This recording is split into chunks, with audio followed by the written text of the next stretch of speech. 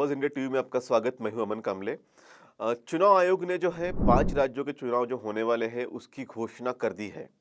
सबसे इम्पोर्टेंट बात जो बिल्कुल संदेह से परे है कि पश्चिम बंगाल में 8 चरणों में चुनाव होने वाले हैं।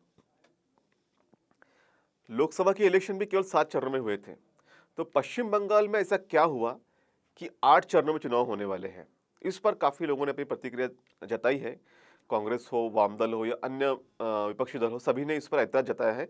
इवन जो सोशल एक्टिविस्ट हैं, जर्नलिस्ट ने भी ऐतराज़ जताया है कि ये सब कुछ जो है बीजेपी के इशारे पे चुनाव आयोग कर रहा है।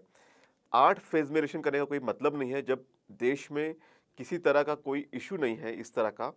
तो ऐसी स्थिति में वहाँ पर भी 2 या 3 फेज़ में चुनाव हो सकते थे, लेकिन इसके बावजूद जानबूझकर वहाँ पे 8 फेज़ में चुनाव हो रहे हैं। 294 सीट्स हैं बंगाल में, और वही तमिलनाडु में भी 234 सीट्स है, लेकिन तमिलनाडु में केवल एक फेज में चुनाव होना है। वही पश्चिम बंगाल में जो है 8 फेजेस में चुनाव होने जा रहे हैं।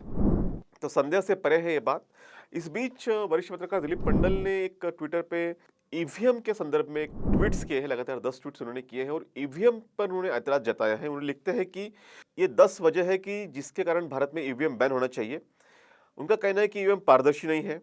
पेपर बैलेट में वोट डालने वाले को नजर आता है कि उसने किस निशान पर मुहर लगाई। मुहर लगाने के बाद वह बैलेट पेपर को मोड़कर सभी उम्मीदवारों के प्रतिनिधि के सामने उसको बैलेट बॉक्स में डाल देता है। जर्मनी में ईवीएम से चुनाव कराने की पहल की गई, लेकिन वहां के सुप्रीम कोर्ट ने ईवीएम से चुनाव करने पर पाबंदी लगा दी और बैलेट पेपर से चुनाव करने का फैसला किया। नीदरलैंड में जनता के विरोध के बाद 2007 के बाद वहां पे केवल बैलेट पेपर से ही वोटिंग होती है। और आयरलैंड और इटली ने भी पहले ईवीएम का प्रयोग किया था, लेकिन उसके बाद भी उन्होंने फिर बैलेट पेपर पे अपना वोटिंग फिर से शुरू कर दिया है। दुनिया के ज़्यादातर जो देश है वहाँ पे ईवीएम का इस्तेमाल नहीं होता, चाहे वो अमेरिका हो, जापान हो, जो हाईएस्ट टेक्नोलॉजी जिनके पास में, वहाँ पर भी ईवीएम का इस्तेमाल नहीं होता। ईवीएम से राष्ट्रीय स्तर का जो वोटिंग होता है वो भारत के अलावा केवल वेनेजुएला, भूटान और ब्राज़ील में ही होता है। जिन देशों से टेक्नोलॉजी आई उनको भी ईवीएम पर भरोसा नहीं है। माइक्रोचिप की टेक्नोलॉजी जिस देशों में विकसित हुई है और जहां इनका निर्माण होता है, वो लोग भी बैलेट पेपर से ही राष्ट्रीय सरकार को चुनते हैं। जो मशीन ठीक की जा सकती है उसे खराब भी किया जा सकता है। मतदान के लिए भेजी गई कोई ईवीएम खराब हो जाती है तो उसे टेक्नीशियन ठीक करता है। इसका मतलब यह है कि किसी भी मशीन को खराब किया जा सकता है, उसकी आशंका को पूरी तरह खारिज नहीं किया जा सकता। लगभग भारत के सभी दल ईवीएम को अविश्वसनीय बता चुके हैं। इवन बीजेपी ने भी किसी वक्त ईवीएम को अविश्वसनीय बताया है। बीजेपी के लोगों ने इस पर एक किताब भी लिखी है, ईवीएम कितनी अविश्वसनीय है संदर्भ में। और मौजूदा दौर में जो है एसपी, बीएसपी, कांग्रेस, तृणमूल समेत तमाम जो विपक्षी दल हैं, इन्होंने ईवीएम पर ऐतराज जताया है। और उन्होंने चुनाव आयोग से मिलकर यह भी कहा है कि बैलेट पेपर से वोटिंग की जाए। तो जो दल भारत के वोटर्स है उनका प्रतिनिधित्व करते हैं, उनकी भी बात जो है चुनाव आयोग नहीं मान रहा। पेपर बैलेट की किसी भी कमी का जवाब नहीं है ईवीएम। मतदाताओं को लालच देने या धमकाने का मामला हो या उसे बूथ तक ले जाने की शिकायत या किसी और मतदाता को वोट डाल देना यानी बोगस मतदान या बूथ पर कब्जा, चुनाव हिंसा, इनमें से किसी भी समस्या का समाधान ईवीएम में नहीं है। इंपॉर्टेंट बात, जो लोग बार बार ये कहते हैं कि ईवीएम से चुनाव का समय बचता है, ये यहाँ पर एक आप देखिए, ईवीएम से चुनाव का समय नहीं बचता। 1984 का लोकसभा का चुनाव बैलेट पेपर पर हुआ और पूरे देश का चुनाव उस वक्त 24 दिसंबर से 27 दिसंबर के बीच में हुआ, यानी 4 दिन में चुनाव निपट गया और नई सरकार बन गई। लेकिन अभी विधानसभा के चुनाव महीने चलते हैं। ये कितनी विडंबना है, कितना विरोधाभास आप देखिए। 1989 का लोकसभा चुनाव भी बैलेट पेपर से हुआ और मतदान 22 नवंबर से 26 नवंबर तक चला, 5 दिन में हुआ और सरकार चुनी गई।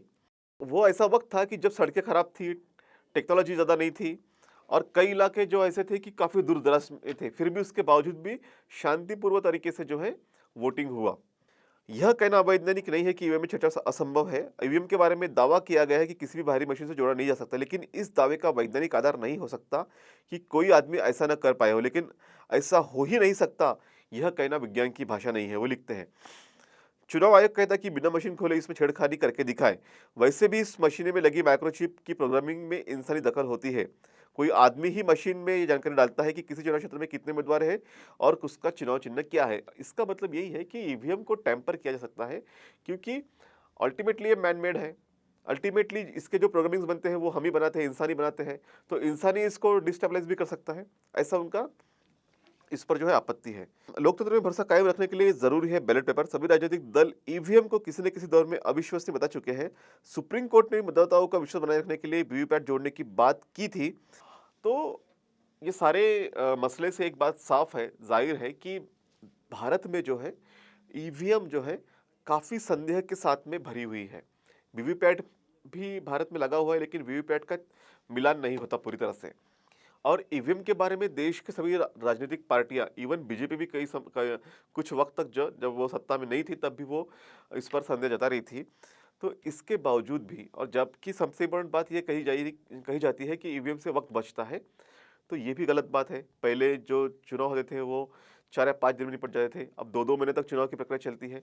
तो ये गलत बात है कि ईवीएम से चुनाव का रिजल्ट जल्दी आता है, ये बात सही है, लेकिन पहले रिजल्ट 1 दिन में आता था, अब वो 4 घंटे में, 5 घंटे में आता है। फ़र्क क्या पड़ने वाला है? लेकिन जो लोगों के मन में संदेह है, जो लोगों के मन में अविश्वास है, उसको दूर करने के लिए लोकतंत्र का जो एक खूबसूरती है, उसको बहाल करने के लिए, सभी का विश्वास संपादन करने के लिए ये ज़रूरी है कि चुनाव जो है बैलेट पेपर से ही हो। और इसके लिए जो है लोगों का जन आंदोलन होना बहुत ज़्यादा ज़रूरी है, प्रेशर कंटिन्यू होना बहुत ज़्यादा ज़रूरी है, क्योंकि टेक्नोलॉजी का दौर है और टेक्नोलॉजी के दौर में जो है कुछ भी असंभव नहीं है। ईवीएम को मैनिपुलेट करना भी असंभव नहीं है, ईवीएम को टेम्पर करना भी असंभव नहीं है। ऐसे में जो चुनावी प्रक्रिया है उस पर काफ़ी प्रश्न लगते हैं। ऐसे में जो लोग निष्पक्ष तरीके से सोचते हैं कि हमने वोटिंग किया है, वो भी संदेह के दायरे में आता है कि आपने भले ही वोटिंग किसी और को किया हो, लेकिन वोटिंग किसी और को दिया गया हो। तो ये बहुत सारी संभावनाएं होती है कि चुनाव में काफ़ी ज़्यादा टेम्परिंग होने की संभावना इस माध्यम से होती है। तो अगर सरकार को ये लगता है कि इसमें संदेह है, तो सरकार ने भी इस बात पे सोचना चाहिए, संसद ने भी इस बारे में सोचना चाहिए, और विशिष्ट जन आंदोलन के माध्यम से हम लोगों ने अधिकाधिक दबाव लगाकर ये कोशिश ज़रूर करनी चाहिए कि आने वाले चुनाव जो है ईवीएम से नहीं हो, बैलेट पेपर से ही हो। और विशेषतः जो बहुजनों का आंदोलन है, इस आंदोलन को दबाने के लिए, फिर से देश में मनुस्मृति का राज स्थापित करने के लिए, हिंदू राष्ट्र के माध्यम से ब्राह्मणी राष्ट्र का आगाज़ करने के लिए, ये भी एक बहुत बड़ा हथकंडा है। इसे भी समझने की ज़रूरत है कि ईवीएम से जो बहुजन वोट्स है वो काफ़ी बड़े पैमाने पे मैनिपुलेट हो सकते हैं। इसलिए भी जो है बहुजनों के लिए ज़्यादा ज़रूरी है कि ईवीएम की जगह बैलेट से वोटिंग हो। धन्यवाद।